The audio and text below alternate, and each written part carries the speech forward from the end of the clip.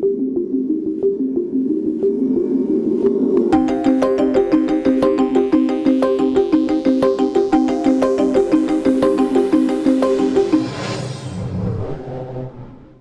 backbone of a strong American economy is a thriving middle class, so strengthening the middle class and restoring the American dream is at the heart of our proposal.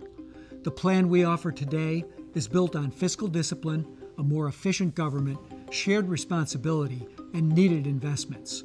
Our plan achieves primary balance by 2015 and total balance by 2030. CAP gets there by cutting the cost of health care, strengthening Social Security and ensuring its solvency, capping national security spending at Cold War peak levels, and raising revenues in ways that reform the tax code, reduce our dependence on foreign oil, and require the wealthy to pay their fair share. It also creates room for significant investments that will spur innovation, economic, and job growth. We must control health care costs without sacrificing the quality of care.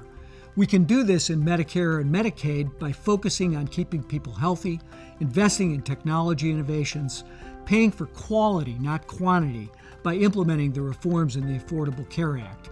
But if by 2020 healthcare costs grow faster than the economy, our plan includes a fail-safe that applies lessons from successful pilot reforms to all of Medicare, and then, if necessary, to insurance plans offered in healthcare exchanges, and then to the entire healthcare sector to lower costs.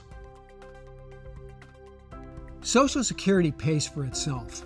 It is not critical to deficit reduction, but it is critical to tens of millions of Americans. Our plan updates Social Security for the modern American family, addresses the system's gender discrimination, maintains the current retirement age, and ensures program solvency for the next 75 years. And it pays for necessary benefit improvements by balancing revenue increases and restraining benefit growth so that no American will live in poverty upon retirement. National security means more than a powerful military.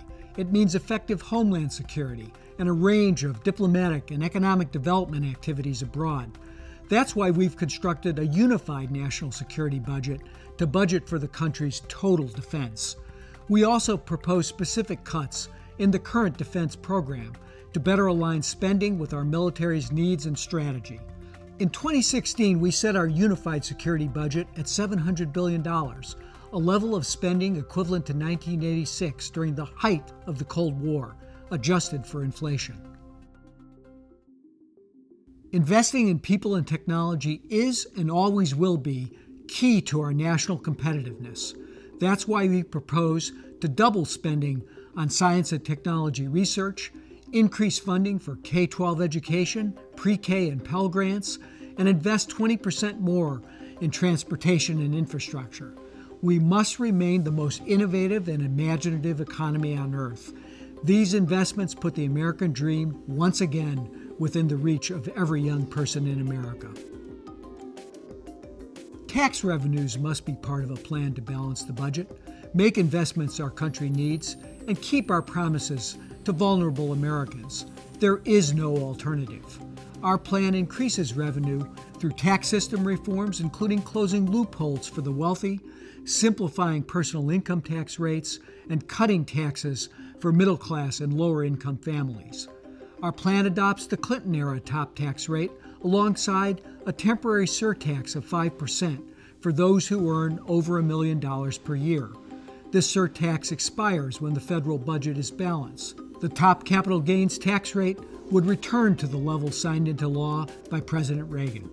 We also propose a $5 per barrel oil import fee to price carbon pollution and to eliminate tax breaks for the oil and gas industry. Taking these steps will decrease the economic risk of oil dependence, reduce greenhouse gases, and unleash investment in new clean energy systems. I know our current problems can be solved. Why? Because we've done it before. When President Clinton took office, we had large deficits and high unemployment.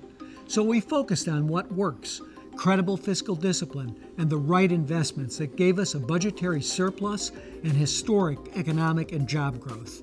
Our plan today builds on that experience. Our priorities ensure all Americans benefit, not just an elite few. We make this happen by making tough choices that some might not like, but that our country needs.